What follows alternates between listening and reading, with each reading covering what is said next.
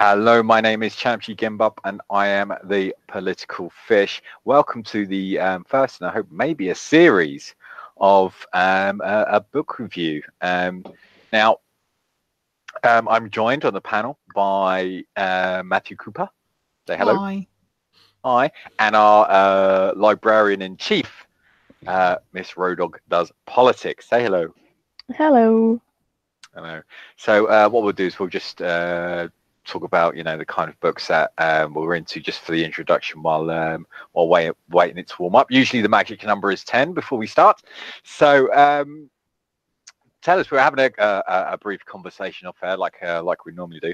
Matthew, what are you reading at the moment? Not the book that we're reviewing tonight with you, but what book are you reading at the moment? I am at the moment looking to start something, so I'm not actually reading anything at this time. But I'm looking to start something. So Champy's just sent me a couple of books that I'm interested in, or he sent me some recommendations anyway. And they're sort of right-wing takes on capitalism.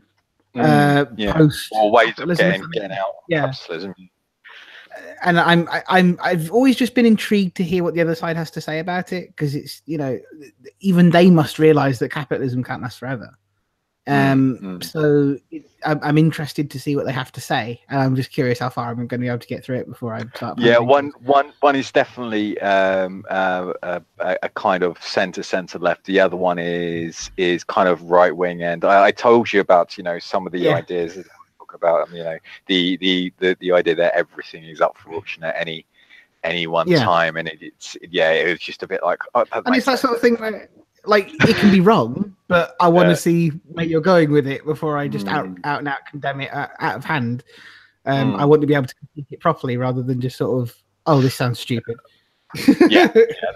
I will go back to it. But I was just like, oh, I can't do this.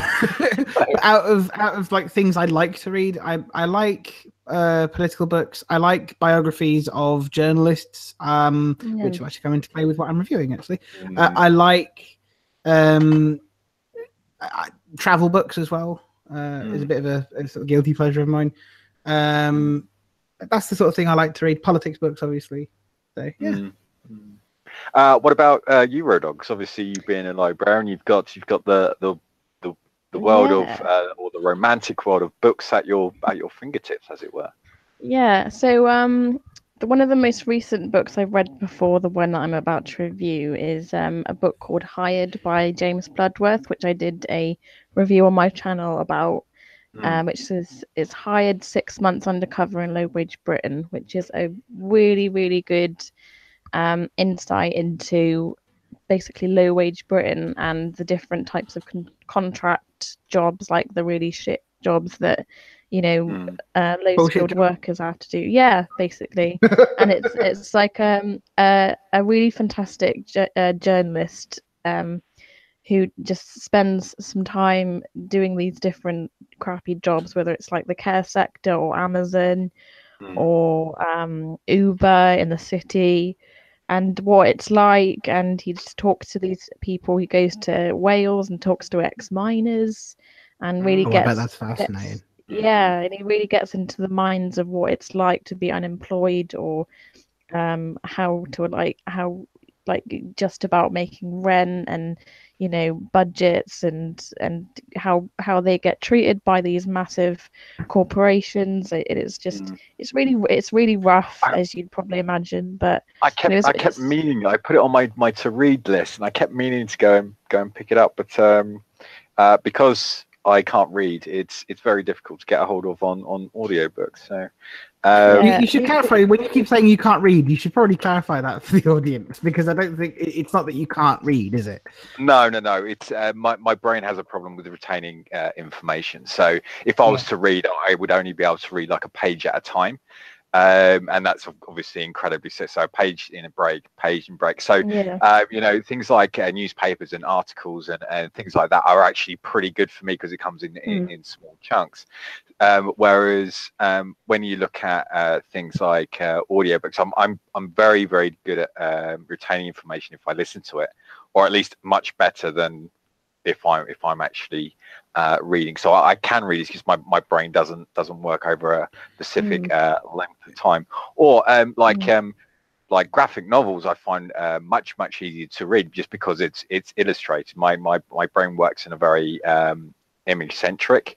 Hence, I'm a photographer by trade. So you know, things like that like work for me, but just other things don't. You know, and it's just the way my brain works. I suppose it comes from being brought up by the TV. So it's like for me, because I'm blind, audiobooks are the way I read mostly as well, unless I can find an accessible ebook, which is rare, unfortunately.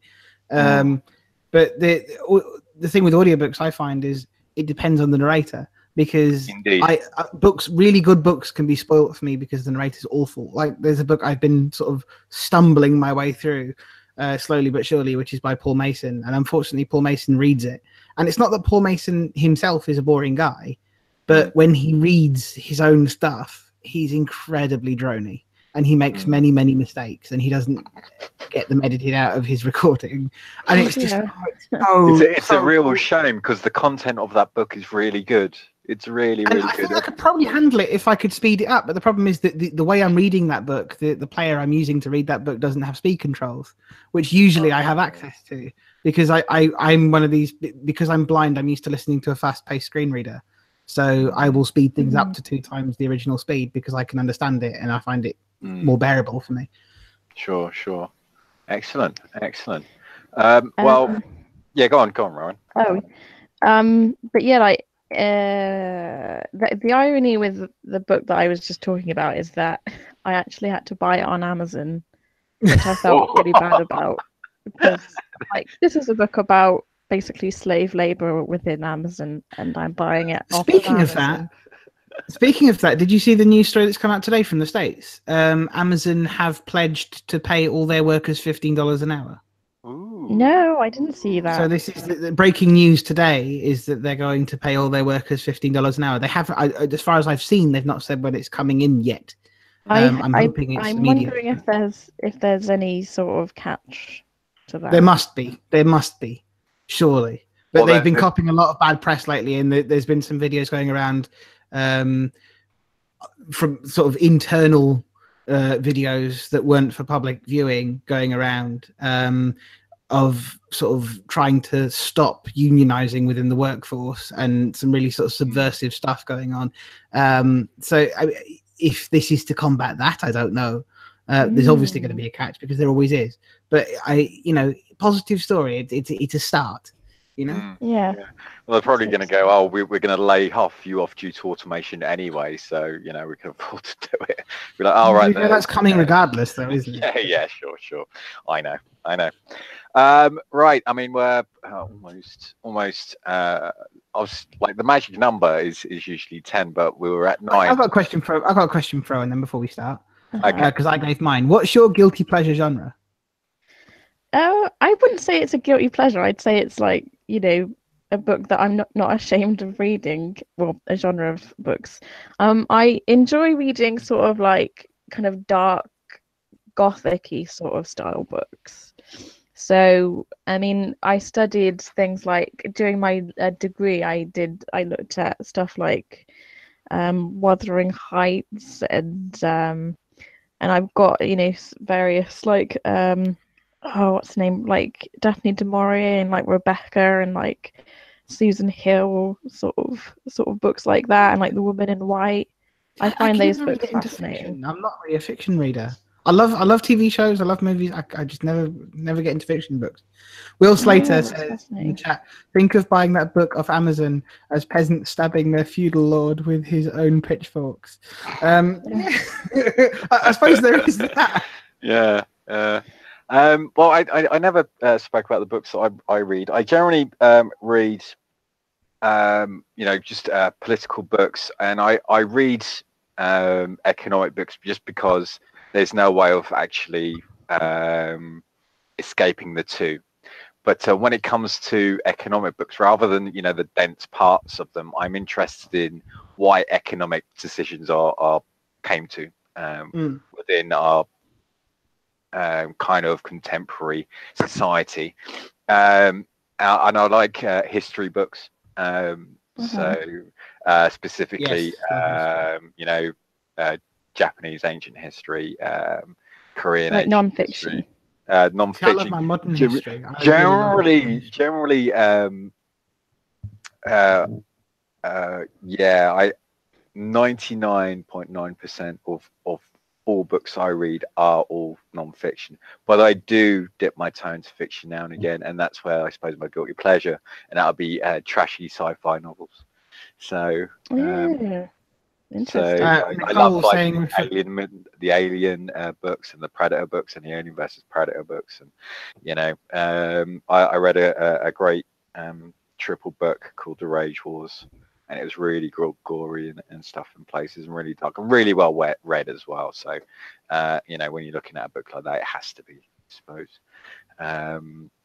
Nicole So- saying in reference to Rowan's list of authors that she loves Anne Rice in that genre. I did read one book by her, which was Servant of the Bones. I think it was one of her older ones.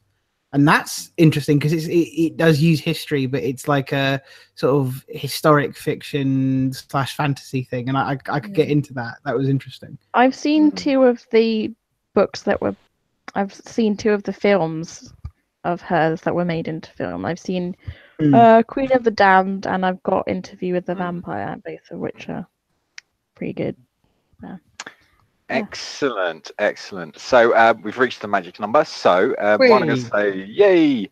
What I'm going to say is Rowdog. I don't mean to spoil this for you, but if you want to go first, because I think this could be something that could be ongoing, is you haven't actually finished the book that you're going to tell us about today. No, I haven't. I've not quite finished. I've still got a little bit of it. I've not done my homework. No, what I think is quite interesting is because you said you're 80 pages in, which is quite a chunk.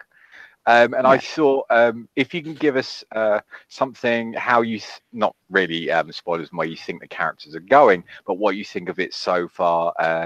If you think it's going to keep you, gripped towards the end, and maybe we can do is for sure.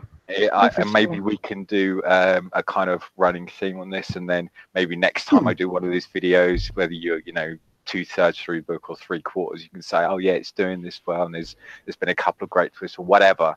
I thought that could be quite interesting. So there you go. Ongoing book. an ongoing book thing. So introduce us to the book and give us a brief synopsis. And what I'll do is I'll bring up a picture so you can have a look. Rightio. So the book I am reading currently is a book called The Power by Naomi Alderman. I've got a copy in front of me right now. I would call it sort of like a modern day dystopia, and I want to edge towards a feminist dystopia because it does center around the female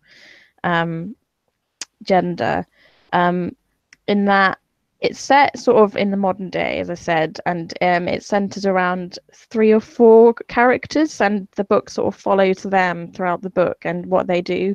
There's 3 female characters and 1 male character, just I guess for some representation. And it's basically about what would happen in the scenario that women suddenly gained the ability to sort of like electrify people through like a schism, like through their fingers. I mean, it sounds a little bit far-fetched, but an it's exotic actually expression, if you will. yeah, in a way.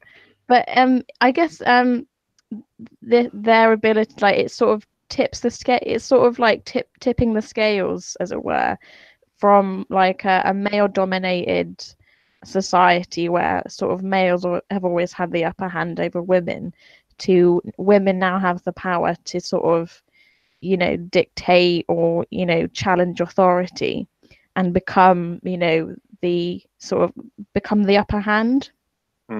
So it sort of follows these characters. One is like a teenager called Roxy, who I think is British. Another character is Ali, who is a foster child and runs away from home. The male character is called Tunde, and he's from Nigeria, and he sort of he ends up traveling the world and sort of documenting and filming all of these sort of events as they unfold. And governments fall as a result of women sort of gaining this ability.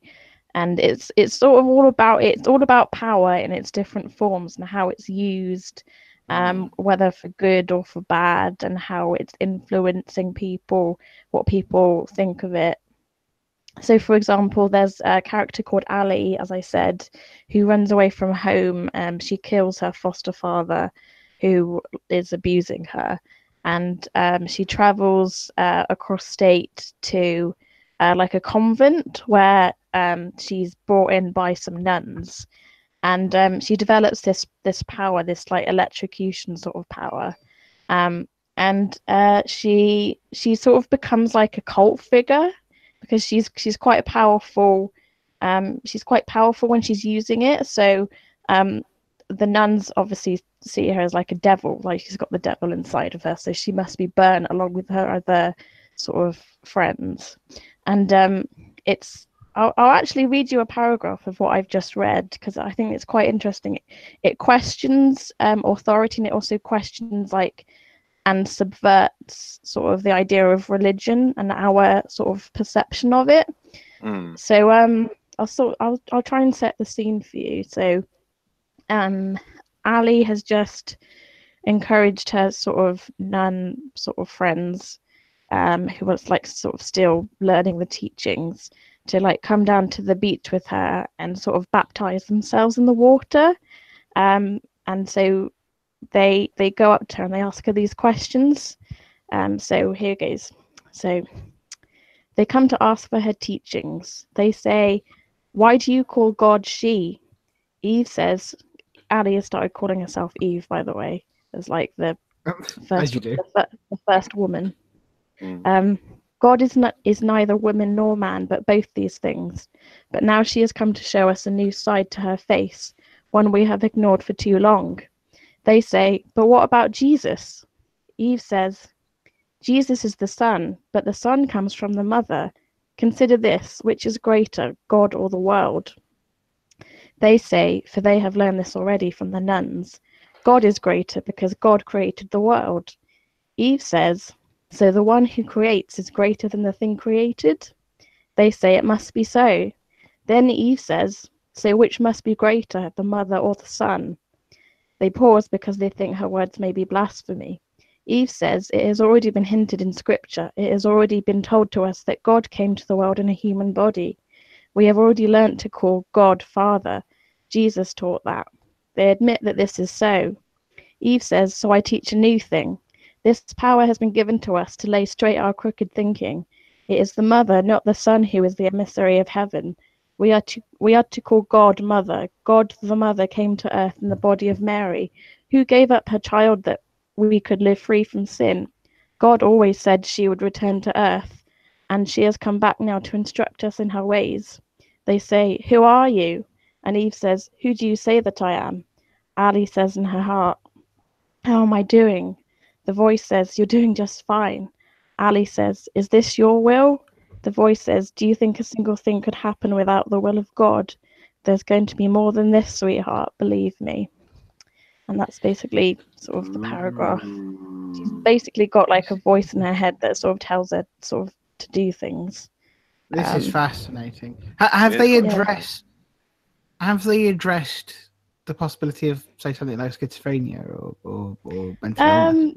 Yeah, I think that sort of comes along later, where loads of. I'd wondered if it had come up already because of the voice in the head. No, I don't think so. I think the nuns of this character where she is at the moment, the like sort of big, the ones in charge, like the nuns who are in charge of the convent, think that the devil is inside her and like influencing all the other girls to like follow her. So she's becoming like a cult figure. So they think that she's being like possessed by the devil. But yeah, there are other characters that have quite different sort of on quite different paths. So we get to find out, where they go. and how they deal with this new power happening to them and how it affects the world, etc. Excellent. Excellent. Yeah. That sounds really interesting. Yeah. I'll have to check that out. Excellent. Shall I read the blurb to you? Or If you want to. it's quite short. Yeah, go for it. All over the world, women are discovering they have the power. With a flick of the fingers, they can inflict terrible pain, even death. Suddenly, every man on the planet finds they've lost control. The day of the girls has arrived, but where will it end? Dum, dum, dum. Dum, dum. I'm wondering, because you said feminist dystopia. Yes. I know that's your term that you've given it. But I do wonder if this is a positive feminist situation. I did think negative. that, to be honest. Yeah, I gave the term feminist as in terms of it's empowering to women, but like to what extent does it then disempower? It could go either way, doesn't it? Because if things become too insane, if the women become too power drunk because of this power that they're given, and things go horribly wrong, they could basically become the thing that they hate the most, that they could become the matriarchy and all the rest of it. So I think it's an exploration of that. I think that's what it will become. Because I wonder if this is a moral thing, sort of be careful what you wish for, kind of thing, versus isn't it nice that women are empowered? Do you get what I'm saying? Yeah. I'm curious as to what will happen at the end and how it will, resolve itself. But as for the moment, I think a lot of women I think the idea is that younger women can awaken it and can awaken the power within older women. So they basically can pass it on to like a much older women. And that becomes really selective, doesn't it? Who gets it and who doesn't. Yeah, so I think it's just how they end up using it, and if some people say there's a woman in the book that is in like a seat of power and is like a mayor of a state in America, and there's a chapter where they all the government figures have to who are female have to go and be tested to see if they've got it within them, and if they have, then they're basically booted out of office because they think that there'll be a threat in the workplace or whatever. So the mayor has to I think there is a way of not making it seem like you have this thing inside you you can conceal it, but it's quite difficult. But yeah, it's actually really interesting to see how these characters think and how they take advantage of it and etc. So yeah, it's a really interesting book. So we had an interesting question. I mean, I'm not quite sure when the Me Too rule kicked off. The Me Too hashtag actually kicked off, but Nikki Aim asked, was this written after the hashtag Me Too movement had taken off? Can you remember? Because I know it had been running a while, but I'm not quite sure how long it had been running. It was published, I think, it's definitely published in the last 2 years. I think it was published in 2016. 2016, yeah. So, I think I'm not entirely sure when. So I think it was probably published as that was happening. Interesting. Yeah. Adam West says this is a bit like Death Note. Yeah. Did you ever read any Death Note? No, I've never read any. Very popular here in Korea. Very popular. Everybody knows Death Note, and of course, Netflix made it into a film starring Willem Dafoe. So that's interesting. But yeah, Death Note's pretty cool. But yeah, cool, excellent. That's a really interesting one. I might actually read that. Yeah. I'll let you know more when I've got through more of it, obviously. Yeah, if we do another video, you can give us. It's not much of a review, is it? Really, 80 pages. Indeed. No, but it's given. It was a lot more in depth than I expected. Stuff of 80 pages. Okay, you set the bar very high, Rowan. Well, for 80 pages, yeah. I wasn't expecting how long do you want me to go on for? Oh, exactly. But it's all good. I now don't know how I'm going to do mine. Mine is not really a big, massive world we can explore. It's just a sort of, yeah. Well, I've read it, so we can discuss it together. Okay, Indeed. so Matthew, do you want to take this next one, and I'll share my screen and share the book cover with everybody to see. Now, I apologise because I can't remember the subtitle of this, but it's called Inside Politics by Philip Webster. I forget the long title. Actually, it's called Inside Story. Oh, Inside Story. The politics, intrigue, and treachery from Thatcher to Brexit. Ooh. And it's really, really interesting. Because Philip Webster, for those that don't know, was the head political editor of The Times. And then he became the editor of The Times digital edition when they went online and behind the paywall and such. So he has some significant insight because The Times has always, historically was the paper of record. So people used to go to The Times to break big stories as opposed to going to, say, the Telegraph, the Guardian, the Independent, etc. So it gives us a really interesting insight into the world of politics around that time. And also for those of us who are slightly younger and don't remember politics from, say, the 80s, 90s, early noughties, it gives us a pretty good background on what was going on. And it's really sparked my interest, actually, in what was going on in the 80s, because as a Labour person, I've heard an awful lot about what happened with Labour in the 80s, but my knowledge of what happened within the Conservative Party from the 80s and the 90s especially is really limited. And I felt this really helped me expand my background. And I've ended up going and looking at old archive documentaries on YouTube because of this book. So he starts with the unions striking in the 70s, really. The 70s he doesn't do much of because he was just getting started then. So he starts by sort of explaining what was going on with the unions back then and how the Times got around that after being off sale for a whole year. In the end, they got around it, and Philip Webster did break the picket lines in the end, or cross the picket lines in the end. He also explains in a lot of detail how the lobby works, which both me and Chamchi found really interesting. I do wonder how much of this is relevant now because of how much things have changed, how reliant we are on the internet, how reliant we are on different means of communication.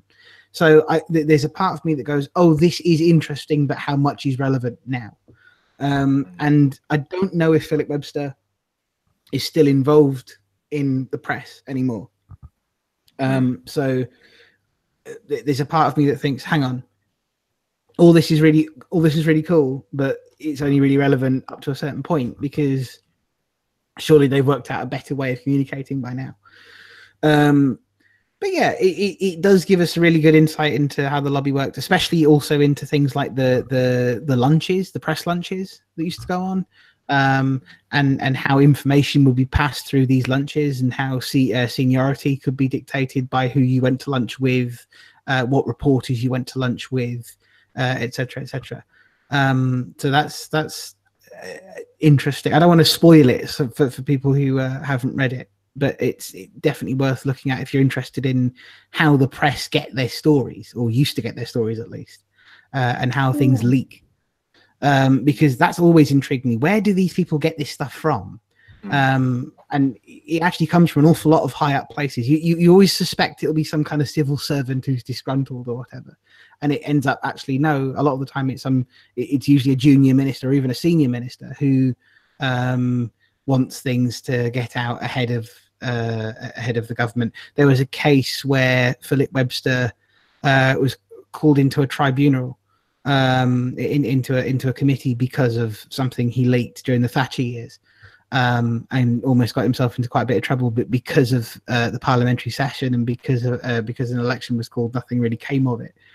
So yeah, that was interesting. Also, on a slightly lighter note, I saw the name Hansard lots of times in this book, and then after that, for about a week, everywhere I looked, the word Hansard kept coming up. over and over and over again, which is the transcription service for Parliament, the official transcription service for Parliament. I'd never heard of Hansard before I read this, and then I read it, and then I kept seeing it absolutely everywhere. You know, that phenomenon that people often talk about, where you hear about something and then it just doesn't go away.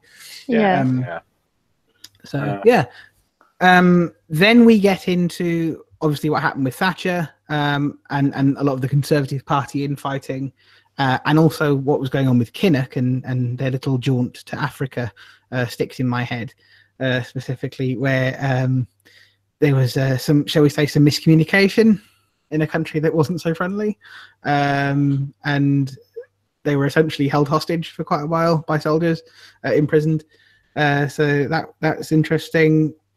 You've also got the John Major years and how much of a complete clusterfuck that was. You think Brexit's bad.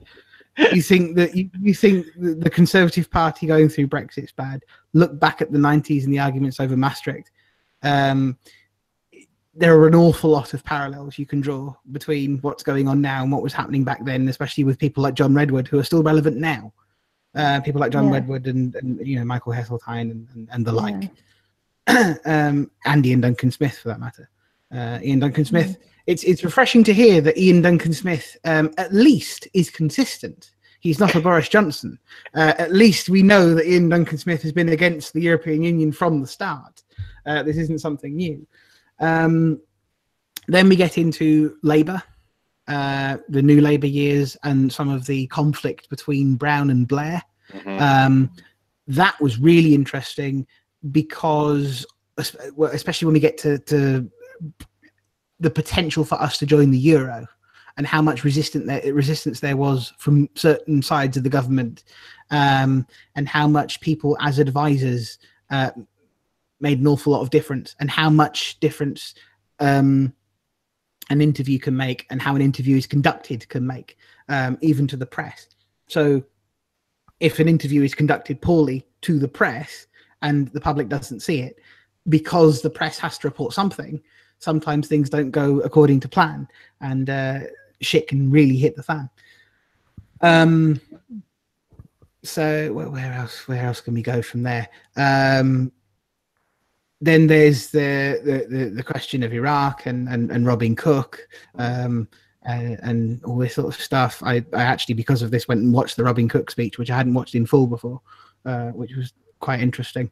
And the nod to, shall we say, the far left of the Labour Party at the time, which would have been Corbyn and McDonnell, and basically how Cook wasn't doing it on the same grounds that they were, even though people were trying to portray him in that light.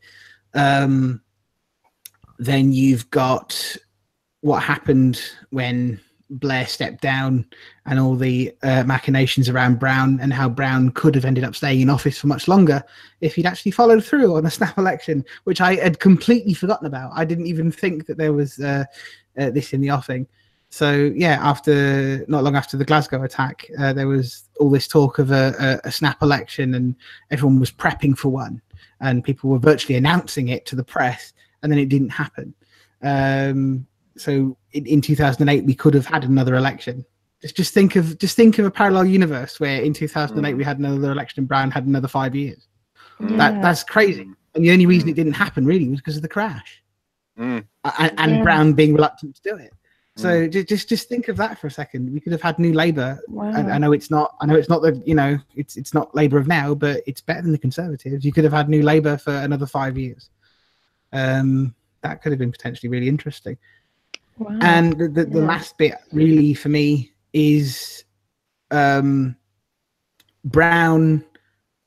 basically sabotaging David Miliband. If it wasn't for Gordon Brown saying certain things to influential people within the Labour Party, we would have had David Miliband instead of Ed Miliband leading the Labour Party. He does a lot of that in the book. A lot of he the way he writes it, he kind of plays on certain little events, and you always ask yourself, well, what if that happened? What if that happened? I find alternative history really interesting. Like there's this whole niche online of alternative history and all these sort of people making scenario videos and stuff. I find all that really, really interesting, and it's made me go down a different rabbit hole since I read this. Oh, what would have happened if we had this election in 2008? What would have happened if we had David Miliband instead of Ed Miliband leading the Labour Party? What would have happened if Ed Miliband hadn't resigned straight away after the election and left that vacuum that he did?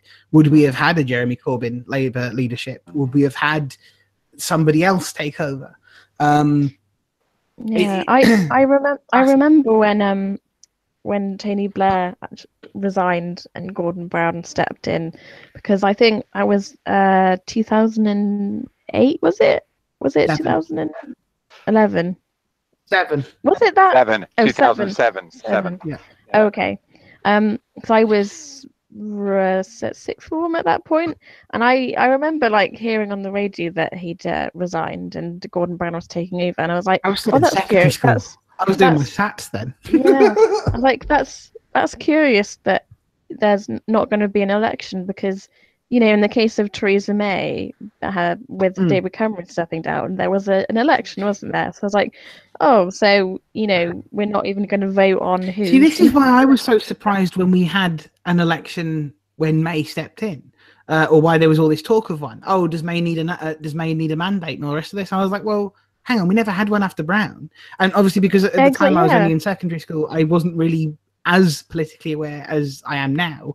I didn't realise there was all this shit going on about Brown potentially calling an election and all the rest of it, because it was in the press. It wasn't like it wasn't there. But obviously, I just wasn't aware then.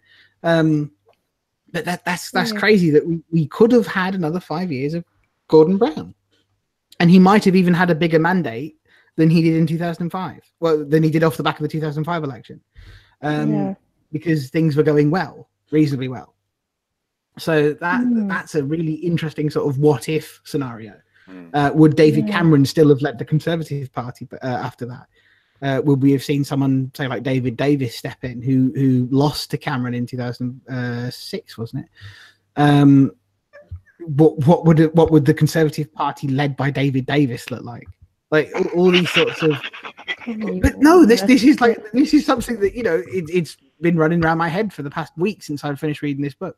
That there's so many sort of what if scenarios, and there is obviously it's one of those things where it's kind of fruitless because, you know, you can't go back and change things, but it does make you think. Yeah, I mean, go on, Rowan. I was just going to say it would have been a slightly more, well, not amusing, but a more interesting read, I guess, if the book, by the sounds of it, had been made into a you choose your own destiny sort of. Oh my god, that would be fascinating. Like, go to page 25 if you want it to happen. Shout out to Alan, by the way, who's watching. He tweeted me. He doesn't do the whole side chat thing. So shout out to my conservative Scottish friend Alan, who's watching. Should there be another general election? Go to page 46. What I really love about this book is, I mean, I normally read, when I read political books, they're normally on the left or far left side of the spectrum. I mean, I don't see them as far left, but, you know, they are pretty much left, and you could call this. He doesn't sit on the far left. Yeah, it's very subjective. An atypical political book. It makes no real comment on either side, and I think is it in the foreword he actually says he's never voted for a political party, never had any allegiances to any. I think, is it Jake Tapper from CNN? He publicly says that he doesn't vote because he thinks that if he were to invest himself in electoral politics as a participant, that it might affect his reporting. And I think, even with that, though, if you read the book and you read what he says about certain figures, it's very obvious what he thinks. It's very obvious he's basically a new Labour man. He's basically either a Blairite or a Brown. I'd say probably more Blairite. I don't think that's hard to surmise, even though he might think he's apolitical. And this is my thing. This is why I always say, with the media, you can try to be as unbiased as you want. And I think it's admirable to be as impartial as possible, obviously, but it is entirely impossible to take personal biases out of reporting completely. Indeed. You just can't do it. Like, well, unless it's written by a robot. Yeah, basically that's the only way you've got to do it. But even then, you're coming down to the person that programmed it in the first place, and then you're into that whole circular discussion then of. But as we know, there are many people within the press and the media who actually work for Downing Street. Like even or have today. done or are about to. I mean, it is a revolving door. We do see this quite a bit. I mean, look at is it Tom Swarbrick used to work at 10 Downing Street as an advisor. He is now a journalist for LBC, and he's a host there. So, I mean, Nick Timothy, he now writes for the Telegraph. Yeah. So, I mean, it is a bit of a revolving door. But I don't think it's. I guess because you're so involved with that sphere. I mean, how many times, Chamchi, did Philip Webster reference MPs as friends? Because you're so socially involved in that sphere, I can totally see how that happens. I mean, this idea that we can somehow stop the revolving door, it's very idealistic, and it's not particularly practical. I totally understand why you'd want to, from an ethical standpoint, but it's like saying... people who work in the trade shouldn't transfer to other companies who they might work with or alongside. You can't expect that to happen.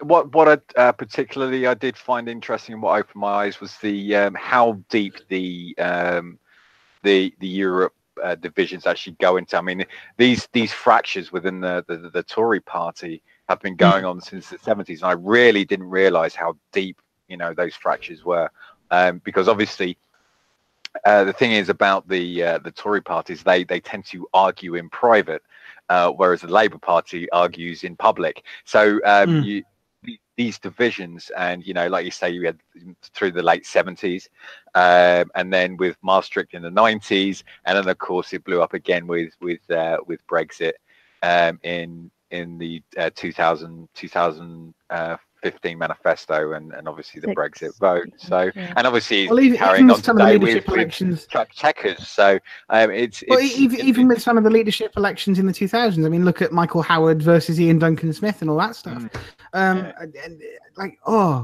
William Hague, all the sort of background to all this stuff. It makes a lot of sense. Absolutely. But then I guess this is one of the problems with the Philip Webster book, is because he is more of a Labour person. You don't really hear so much about the Labour divisions because they've always been there. You've always had the Eurosceptics on the left. He does reference. To be fair to him, he writes a whole chapter on the difference between Ben and Corbyn and the far left of the Labour Party, and how Ben viewed Parliament as an institution that should be cherished, whereas Corbyn views Parliament as a means to an end. And it makes an awful lot of sense when you look at their records, when you look at their upbringing, when you look at where they stand on certain things. It all adds up. Yeah, definitely. What again? Just because we're going to wrap it up on this book in a second. My final thoughts on the book, and obviously I'll let you have the final word because it's your review. But what I did like about it was a very, very easy read. It was very, very short, to the point. It didn't drown everything in kind of highbrow language. It was very, very straight talking, very, very to the point. I love the little nuances about when he goes on the road with different excursions with different parties for different reasons. Obviously, going on the road with Thatcher and what have you, and like traveling the world. I thought that was quite interesting. All the little different nuances of what the weather was like, whether this person was in a bad mood, whether this person was in a good mood, certain dietary requirements. A certain person and these pork pies springs to mind. But yeah, I thought it was very much a journalist's memoirs for other journalists that are looking to get into the field, and to look into the workings of the lobby, whether they still work like that, like you said at the beginning of this thing. But no, I thought it was a great read, absolutely great read. I mean, you've now got the people from is it Squawk Box in the lobby? That must make things really bloody interesting. Is it Matt? What's his name? Matt Turner, I think. I think I could have got that wrong, but he's now officially in the lobby. That must be bloody fascinating. If you've got someone from an outlet like that, which, I mean, let's be completely clear about this: Squawk Box, The Canary, Evolve Politics, etc. All those outlets are basically like the left-wing version of the Express. They're bloody nuts, yeah. And you look at that and you say,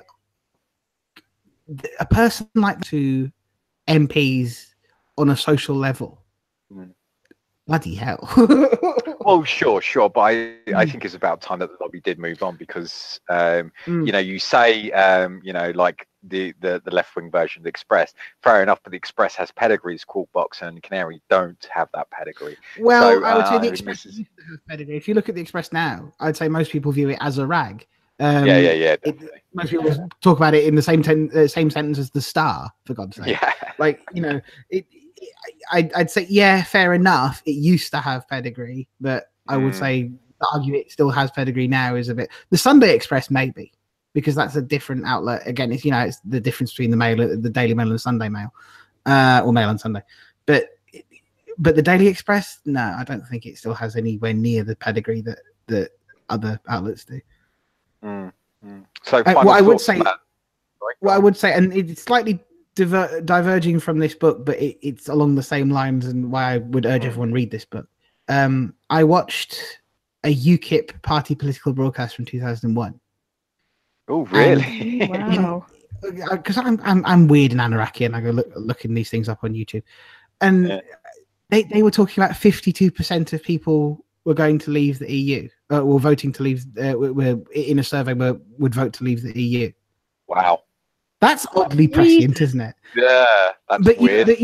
But again, going back to the book, getting back on topic, if you look at the conflicts, you look at, say, a party political broadcast like that, and you also look at it in the context of just having read about the conflicts in the 90s with the Maastricht Treaty, with basically what brought down Thatcher was her Euroscepticism developing and her opposition to it becoming a bigger federalized entity.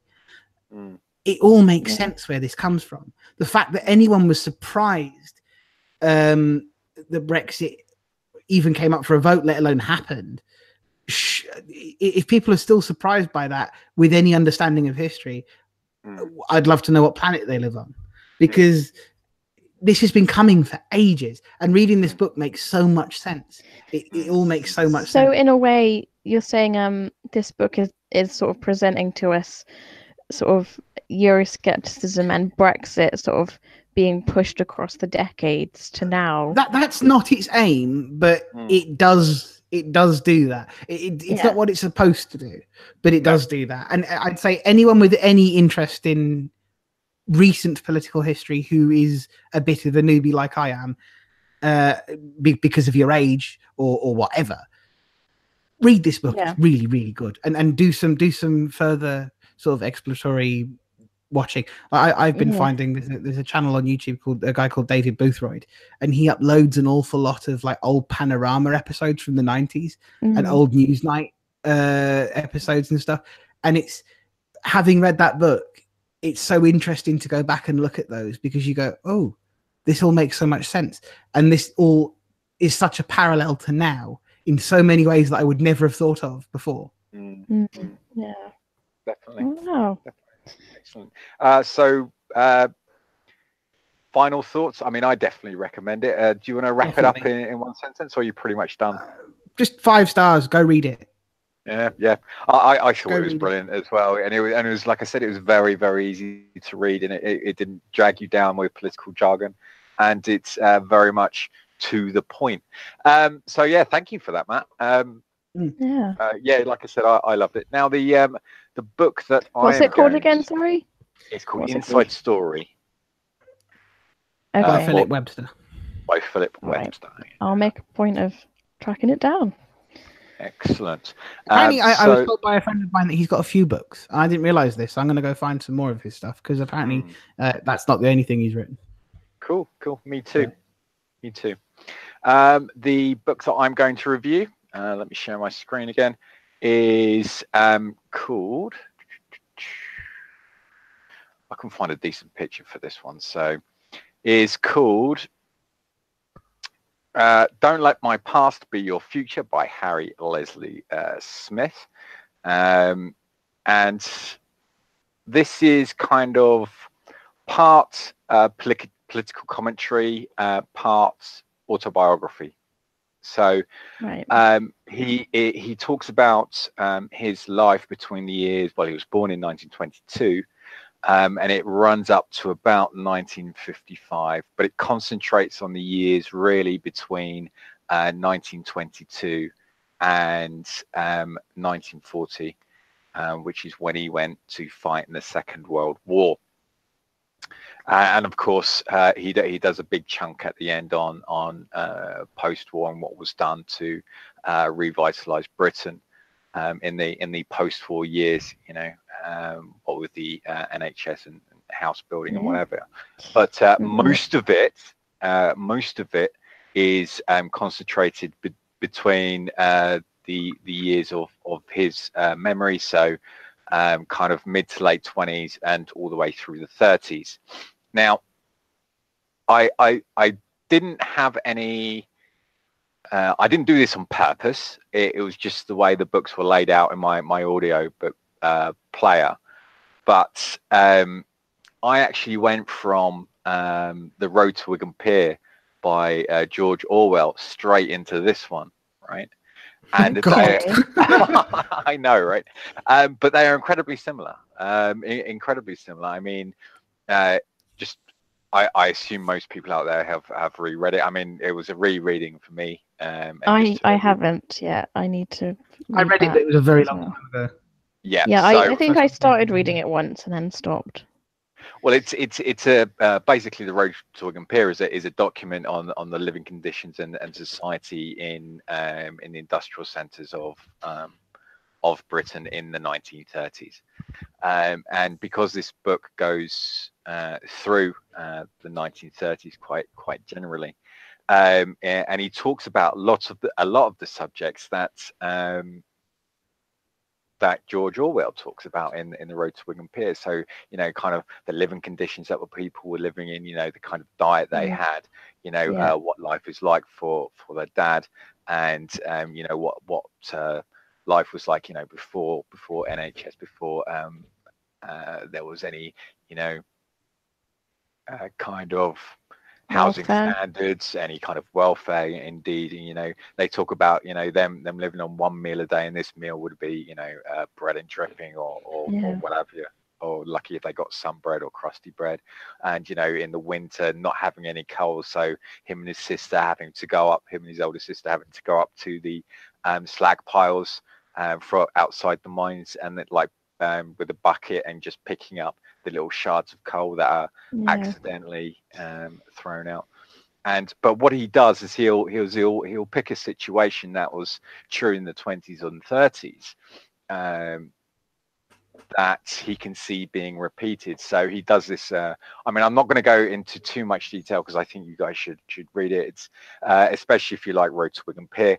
Is that he talks about the days before the NHS, and he talks about his sister contracting spinal TB, and how basically their parents, because they couldn't afford it, they were unable to actually do anything about it. And he talks about how people are forced into poverty nowadays, not just relative poverty, but absolute poverty. And you see the reoccurrence of diseases such as, you know, rickets and things like that. And this is where he takes each chapter, and he'll give you some autobiographical background that he suffered through in the 20s and 30s, and then he'll show you how it's been repeated with cool, hard political facts today on how things are being repeated, and how everything that was constructed through the late 40s and 50s by the Labour government is actually being systematically stripped down in the name of austerity by the Tory party, and you know, started off under Blair as well in the 2000s. Just continued, but much worse. So, like I said, going from Road to Wigan from this one, it really chimed a lot of bells for me. It's, I mean, the poor guy writing a book. He was released in 2017, I think. 2017. I know he did the postscript about the 2017 election, so it could be just before that that the book was released. So 2006. So the guy was 94 when he wrote this book. Yeah. Wow. So what a fucking champion, you know. And it is incredibly depressing, but it really is a great read, and there are some little nuggets that he throws in there, like he talks about the books that he took away with him to the Second World War. He did communications for the RAF, so in the later years of the Second World War, he was going to the liberated areas and setting and retrofitting their own radios to talk to their own planes in the liberated areas that the British forces and, you know, Allied forces were doing. But one of the books he took with him when he joined the RAF was Ode to Barcelona by George Orwell, which I thought was quite interesting. And to be honest, it really does read like an Orwell book. If you like Orwell, it doesn't have. You can tell his inspirations come from there. Yeah, definitely. It's it doesn't have the sheen of an Orwell book, because, you know, Orwell has a particular way of writing. Yeah. You know? So he doesn't quite have that. But yeah, it was an excellent book. It was an excellent book. I mean, do you guys want Homage to Catalonia? Sorry, not Ode to Catalonia. Homage to Catalonia. Yes, thank you for correcting me, Will Slayer. There's a thing. It's kind of related, kind of not. There was a BBC TV series that they did recently with Sarah Cox, where she took a family from Yorkshire. I think they're from Bradford. She took a family from Bradford and basically converted. I don't know if it was their house or a house. Oh, I've seen this. Yeah, I know. And basically did like sort of a fake time travel experience. Like Back in Time for Tea. It's called. Tea. And it's about basically the sort of living experience over the past 100 years for people living in the north of England. And like the reason I thought of it is you talk about the whole bread and dripping thing and the slag heap and people working in hostile conditions and stuff. It's worth a watch if you don't know much about sort of domestic history outside of political history of this country. I don't know if it's still on the iPlayer, but I'm sure you can find it somewhere. I think they've done two, but I think they've done one of a family in the south and then a family in the north. I've not seen that one. And then compared it's a good comparison of like two different sort of. I'd say the one I saw was the northern one. It was Sarah Cox doing it in Bradford. It was like two sort of relatively lower middle class families. Yes. Sorry, it's off topic of your book, but it just made me think about it, because I was like, oh, hang on. We're going back to like living standards and how people were living in the 20s and stuff. Well, there's this thing that you can actually see a visual representation of it, and it's, you know, today's teenagers and young kids being put through that experience, but like with the knowledge of what's around them today, and sort of comparing and contrasting, and I found that really interesting.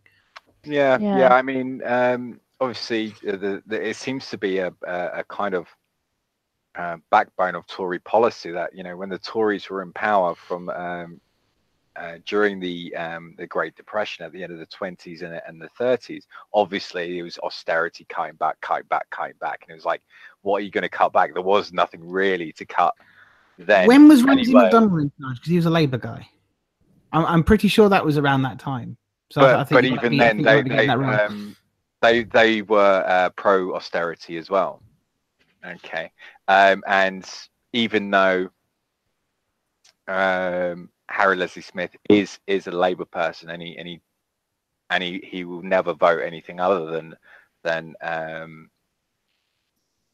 Labour. He does actually say that people during the 30s were getting really like late 20s and 30s. People were getting really pissed off with Labour because they weren't changing the way things they should. Because they're supposed at the time, even more than now, they were supposed to be the working man's party.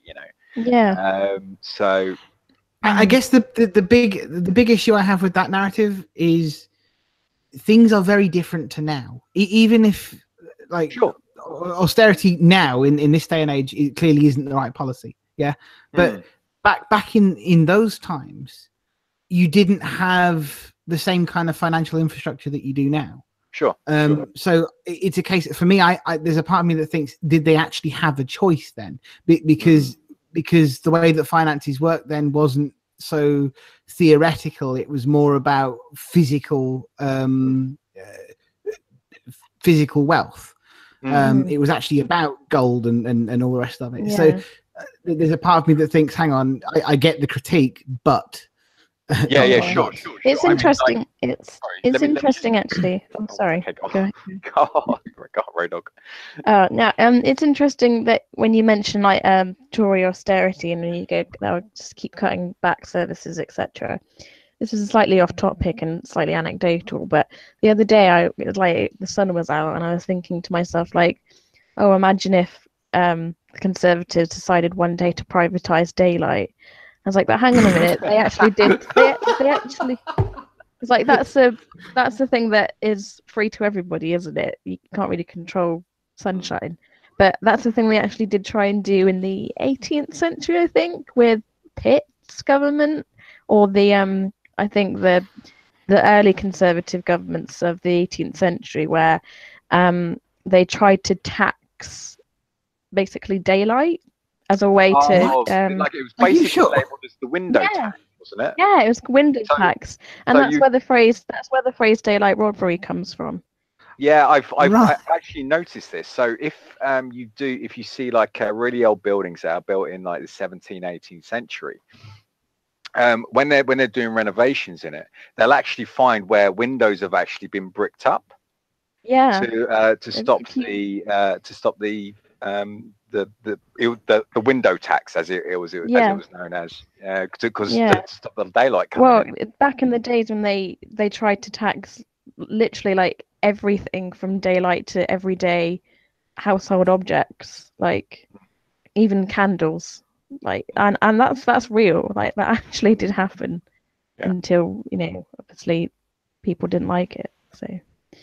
But back to the book. But go on, Champs. You're gonna come back at my point about austerity. Yeah. So in the 1940s under Attlee's government, so the new Labour government after the Second World War, he talks about that Attlee continued austerity. He continued austerity, continuously through the 40s, but they knew at the time, I mean, people were really, again, still really angry. The war had ended, London was flattened, there was no one there to do all the repairs to all the places that had been shattered, and people were angry. But in the back of their minds, they kind of knew that that one of the first things to come out of that was the NHS.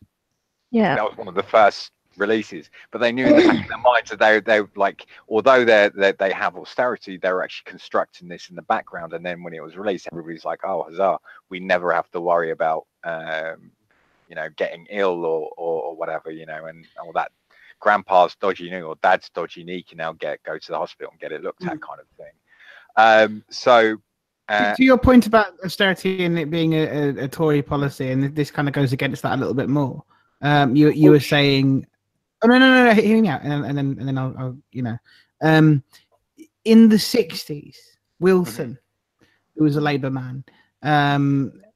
Again, it depends on your definition of left or right or whatever. But Wilson I recently saw this stat and it kind of blew my mind, because the perceived wisdom is that Thatcher closed loads of mines, which she did. But Wilson apparently closed more than Thatcher did. Wilson was the person who a lot of the big union rebellions were against in the first place, which led into Ted Heath's government and all the rest of it. So, I mean, austerity has been something that both parties have done. It's not necessarily a conservative thing, and it's not even a conservative ideology necessarily. Sure. There's a part of me that thinks, yes, in the 21st century, because of the way we do finances, the way we do finance and what other countries have been doing with finance, it's not always necessary now. But I would say, at least until the international financial systems were up and running, it probably was necessary, because what other option did you have back then? Where were you going to get all this credit from? But the idea is that if you're going to introduce something like austerity, I mean, this was my point in talking about the Attlee government, is they had austerity then, but there was a point to it. You know, it was because they were organising, and they were basically reforming the way that government worked. So, you know, they brought in the welfare state, they brought in the NHS, they had an industrialisation strategy to stop the miners and steel workers and all those kinds of people from being exploited. You know, and actually giving them a there's always a reason for austerity. You're saying that Attlee had a rean for austerity. There's always a reason for it. Whether it's right or not is a different argument, but there's always a reason. I mean, like in the 30s, going back to the context of this book, in the 30s, the reason was we had the Great Depression. There isn't the financial resource to prop things up that we're already doing. Well, no, there wasn't a war in the 30s yet. But we'd had the First World War, I suppose, but we had recovered somewhat from that. But this is the point. There's always a reason for austerity. It's never done just for the sake of it, at least not on the surface. I mean, you can drill down further into it and then discover that it's more ideological, fine. But there is always a reason given. It's a question of who you're going to give more validity to. And I would say that, you know, giving more validity to one person over another is not necessarily always intellectually honest. Yeah, sure. No, I completely agree. I completely agree. Again, look at. I would urge people to go and look, because I'm going to myself, because of some of the stuff I've been hearing recently. Go and look at what Harold Wilson did in the 60s as a Labour Prime Minister for quite a while. He cut an awful lot of services. Like, he was wasn't it him who beaching was done under? Because you were talking about this on the stream the other day, Rowan. I'm pretty sure it's him, or at least quite possibly, who was responsible for some of the beaching cuts to the railways, and that devastated parts of this country. Look at Cornwall. Cornwall has never really truly recovered from a lot of those cuts, and that's just cutting a train line. That's not even cutting any essential, other essential services. That's just one thing. So, you know. I was going to say though, with regard to after the war, because I was watching a program the other day about how sort of austerity and living conditions led to Grenfell happening over the course of about 50 or 60 years, and they were talking about how housing was for the poor and the way that they had to live and the conditions that they lived under. And they said, actually, like just after the Second World War, so imagine London just being bombed to oblivion, and like after the Blitz, so buildings were destroyed, etc. So basically Attlee, who came to power afterwards, obviously, they had to rebuild somehow.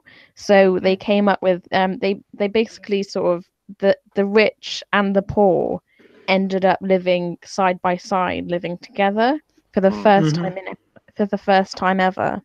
And that was with the construction of new council houses, council estates, and eventually tower houses. The demolition of all the slums as well, which is the slum clearances. So I think that's quite it's quite noticeable, like just picking up on how living standards improved, but at the same time you notice it when different governments come and go, that you've got potential, like, I mean, it's not always the case, obviously, but most of the time it appears when Labour get in, things, domestically, like in regard to welfare, things happen, and then when the Tories get in, oh, suddenly things aren't getting done, standards are slipping, etc. And it does get, like, standards get worse, and things don't get fixed, and the crime goes up, etc. So yeah, I think in terms of like welfare and living conditions across the ages, it is very noticeable. Just a quick point of record, I suppose. Prog Niebuhr, who is my Scottish Tory friend, who's in the side chat. He was talking about the window tax. He says, yes, there was a window tax. The reason for it was people weren't prepared to pay income tax. That's why the window tax was brought in. So just a bit of context, which is always quite useful.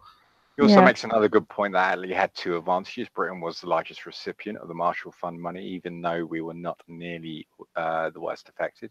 Also, people had confidence in the ability of Britain to pay back. Yes, of course, indeed. Was that the Marshall Plan that the US the Marshall Fund money, was part of? That was brilliant. That was. Yeah. So what I'm going to do is so when it comes to Harry Leslie Smith's book, Don't Let My Past Be Your Future, it is rather good, and it's proper 10 out of 10. It's essential reading, really, for just how regressive the governments have been. I'm not going to go colour centric, but over the last 20 years, really. So that covers all three major parties, really. So. So in stripping back what was actually created by his generation, and we shouldn't take for granted what they did do for this country, and it really is a look in, and it is a heartbreaking book, and yeah, like I say, if you liked Road to Wigan Pier and you like the political stance on it, rather than just being autobiography, then definitely look it up. And I will be looking up his book before this. Thank you, Nikki M, for sorting me out with that. And I believe you had a recommendation from Will Slater, or at least an offer to co-host a review with you by Will Slater. Yes, I was just about to mention that. Actually. Yeah. All right, Matthew, I'm getting to it. I'm all over it, mate. I'm all over it. I'm hoping to do this quite regularly, depending on how my schedule works out. And obviously, Matt and Rowdog, resident high librarian. So not really. Is that like High Tory, but just book version instead of Tory version? Well, like you're one of a dying breed. Like you're an endangered species. You still do Rowdog. The print book thing, like yeah. And you're a librarian. And like Tories keep closing all our libraries, so come on. It's actually really interesting. Is that I'll give you a little tidbit of sometimes the interesting parts of my job. Sometimes when people reserve books and they'll be quite old, so we'll have to get them from like the basement of HQ, and they'll be genuinely quite old. One of the oldest books I've come across, and you open them up and they've got the original tickets in them from way back when. Oh my God. And they smell like old books. And I think I don't know if I've still got a photo of it or not. Yes, I do, because I took a photo. The ticket originated from 1948, and I think it was a book about angling. I think it was. Was it Fly Fishing by J.R. Hartley? Was it? I honestly can't remember. But yeah, it had all the original stamps in, and you can see all of them from like the 50s up till now. And it's like Gloucestershire County Libraries. It's like, wow, it's like a bit of history. Yeah. Well, you've got like I don't know if any of you have ever seen a Braille books. You might have done, because I don't know if your library service, because some do, some don't do a few Braille titles. But when you see the size of Braille compared to print, I It's remember like when twice I got or 3 times the size, isn't it? more. They're It's definitely massive. more. We've When I got got large print, but not Braille. when I got Unfortunately. I used to read a lot of Braille books and I stopped doing it because it became so cumbersome. I got the 6th Harry Potter book. For example, I pre-ordered it in Braille because I wanted it. I wanted to read it because I'd only ever done the audiobooks before and I wanted to read the Braille book because that was back in the days when the audiobook would come out way later than the print release. Yeah. And I got the Braille book, and it came in these massive, big, huge cardboard boxes. And anyone knows how big the Half-Blood Prince book is, the print book. Oh yeah. That came in 10 Braille volumes. Wow. 10 Oh my god. Braille volumes. And Why it's does just it need to be so big? because Braille is not a small. The Braille cell is not small; it's quite large, so it's got to fit. And the thing is, they do them because of the type of paper you have to use for Braille. It has to be quite thick. You can't do like thin book pages. It's like if you've got the Bible, for example. You ever seen a Bible before? How thin the pages are? Yeah. You could never do that in Bible. Braille. I've actually used one of the pages from the Gideon's Bible because I was in a hotel. Here's a tidbit for you. I was in a hotel stroke motel thing in England. You know, you always get a Gideon's Bible. Yeah, Gideon. That's the one. Yeah, I'd run out of Rizzler, so I used one of them pages as a. Oh my god! Everybody's like, "Oh, you're going straight to hell for that one." Blasphemy. But But, you could never get a Braille page that thick. It's easily about twice the thickness of a standard Braille page. Plus, the Braille itself is quite large, so that's why. And it became so cumbersome. I used to subscribe to this thing called the National Library for the Blind, which would deliver me Braille books every so often, and I get these massive, big, there were these big, thick, fabric bags that would turn up at the house. And there'd be like 3 books to a bag, and for one book, I'd read like quite hefty books, and there'd be these like 3 or 4 bags turning up. My postman hated me. My postman legit hated me because he kept having to come to my house. Were they quite expensive, or were they? I didn't have to because it was a library, so it was all free. Oh right. But obviously, they'd have been quite expensive to produce, and oh my god, it became so cumbersome. So I just gave up in the end. I started just doing audiobooks. Thank goodness. But by the way, back to the side chat, there's a comment here from Progneba again. He said Attlee had 2 advantages, was the largest recipient of Marshall Fund I've already money. done that, man. I've already done Oh, that. you actually read that one out in full? Yeah. Matthew. You said the thing at the end, which is interesting. People also had the confidence in Britain to pay the money back. Yeah, I read the whole thing, mate. Okay. Jimbo Jones says, read Poverty, A Study of Town Life by C. Barn Roundtree. He's a philanthropist from the early 1800s-ish, early to late. So Nikki M says the road to Wigan Pier is so relevant to what's happening now, and yeah, that's why I brought in the parallel to Road to Wigan Pier and Harry Leslie Smith's book "Don't Let My Past Be Your Future," because he was alive during that time, and he was reaching his teens actually when Road to Wigan Pier was set, because it's the mid to late 30s, wasn't it? And like I say, he was born in 1922. And yes, and he does compare it. So he'll take one problem from the 1930s and then compare it to what we're having now. Like I said, I don't want to go into too much detail because, you guys are going to go out there and read it yourself. Is like the construction of the NHS, and back when they didn't have an NHS, actually talking about his sister. Actually, what happened to his sister is really, really tragic. Should I share it, or would it be a spoiler? Or go on. Yeah. I think we've all given out a few spoilers today. All right. So his sister contracted spinal TB, and there was no way of there was no doctors or anything. So they actually had her in a wicker cart, and they used to wheel her around in that. And when she basically lost almost all control, and she was in too much pain, she couldn't do anything or couldn't say anything about it because her vocal cords had contracted, and she couldn't speak or anything. His parents lost all hope, so they took her to a workhouse infirmary, and left her there, and she died a couple of days later, which was really grim. I know, it's really fucking grim. like, Oh, and he God. talks about because she couldn't speak, but he talks about playing with his toys around her, and he imagined her as his guardian angel, and things like Oh. that. And it was, yeah, it's really, really sweet. But yeah, absolutely heartbreaking, and the situation, and to think we're heading back there as well. I don't think we're heading anywhere near back there, though. Well, no, That's a massive hey, exaggeration. but you know, the fact you have things like rickets and things like that being coming Did into- anyone know? Did anyone notice there was a news article that said that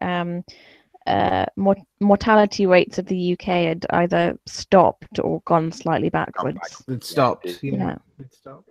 Yeah. But then we also have, because of people that refuse to bloody vaccinate their kids, we have things like measles coming back again, and we have you know, all these other nasty things that kids can catch because people just refuse Matthew, to that's vaccinate. a whole other can of worms, mate. No, but it's all relevant though, because like Sure. this is the thing. Like, if I don't know what you can really do about it by making things mandatory, but Yeah. like, we're in danger of slipping backwards because of people's own, a lot of the time, not all the time, of course, because there are always exceptions, but a lot of the time it's because people don't look after themselves. Sure. People because of some conspiracy theory or another, which is usually founded in nothing, or easily debunkable stuff. People don't look after their own kids, and that's kind of sick if you think about it. Well, it's that sort of rooted in education as well. Like, you need to teach people, like, that's why it's important to, you know, get vaccinated and, you know, brush your teeth, things like that. Yeah, it's like I think the other side of it though is like people are becoming over skeptical. I'm a skeptical person. Yeah, I'm a very skeptical person. But there's being skeptical, and then there's just being a skeptic for skepticism's sake. And I think a lot of people get kind of caught up in that. Oh, everything's planned against us. Everything is a massive conspiracy. And I'm like, no, it's not. Not all. You like, of course, there are some out there. It's not like there aren't, but not everything is. And I think we all know some people in our lives that think that way, and it's kind of disturbing if you think about it. Yeah. So, question to Matthew Cooper from Nikki M. Do you know about the listening books, audio book streaming downloading service free for VIPs? I think you're talking about talking books. Yeah, I use that. The issue with talking books, it's a really good service, and there are an awful lot of books available on it. But the thing is, a lot of the publishers have to give the rights to talking books to put stuff up there, and so it's great if you want to read a lot of fiction. Non-fiction, unfortunately, there's a lot of it, but it's all kind of dated. And if you're into a lot of books, like political books, like I am, dated stuff, although sometimes it's interesting, it's not always the most relevant. And talking book service, I can't recommend it enough. It's really good, but it does have problems with new releases. You can't get them. You have to go somewhere like Audible or other places to get these things. Other places. Yeah. But yeah, so let's wrap up there. We've done a solid. Can I just say, Will Slater's put a comment here which I like: don't talk to strangers and don't take sweet from Alex Jones. I love that. Or David Icke. Or David Icke, yeah. Well, wander around the Isle of Wight sooner or later, and you'll meet him. Apparently. Or Paul Joseph Watson if you live in Yorkshire. Oh dear. Yeah. So I want to say thank you to Rowdog, High Librarian. Thank you for having me. I hope you can join us next time and give us an update on your book, The Power by Naomi Alderman. Yeah. Hopefully I'd have gotten through a bigger section of it. I might have to find it and see if I can get a hold of it. It's quite a brightly coloured book. When I first saw it, to be honest, I thought it was a book sort of centered around communism, but it's because it's red and black. The cover on it. Yeah. It's not. I like book covers. Bloody communist propaganda on their covers. Yeah. So. Matthew, thank you for joining us, and I really liked your choice and book this time. Cheers. Well, maybe if you're going to join us next time, you'll have to you'll have got to the bottom of that. What was the other book you were talking about? The Paul Slater. Post-capitalist, yeah. Paul Mason. I'm reading Will Slater comments in the side chat, and it's confusing my brain. Like the Paul Mason, the book on post-capitalism. It is Which, worth by the way, reading. even if you're not a lefty, because I know there's a few out there that aren't in the side chat. Even if you're not a lefty, it's a really interesting perspective because there are a lot of concepts in there that he tackles that are apolitical. So it's worth a read, even if you're not into Paul Mason's reporting, or if you're not into leftism, if you're more of a right winger, because it's just an interesting concept. It is really quite dense in places, though. Just don't do the audio book because Paul Mason's crap. Oh God, he's awful. But find a better version if you can get one, because no. I hope you liked my review of Don't Let My Past Be Your Future. Hopefully, by the time I do a next video, I will do his previous book called Harry's Last Stand, which was, thank you again to Nikki M for donating that to me. And thank you very much on the to the guys on the side stream. Like I said, if you have a book you want to talk about, I mean, it doesn't have to be a recent book. It could be a classic that you think people are overlooking, especially recently. If there's a particular book you want to talk about and appear on the panel, drop me a tweet or leave a comment in the crap below, and I'll look out for it. Thank you very much. And Babbleviz with his nonsense in the side chat. Oh, no, he's allowed to. Like, anybody's allowed to post nonsense. So yeah. Thank you very much. Say goodbye. Bye.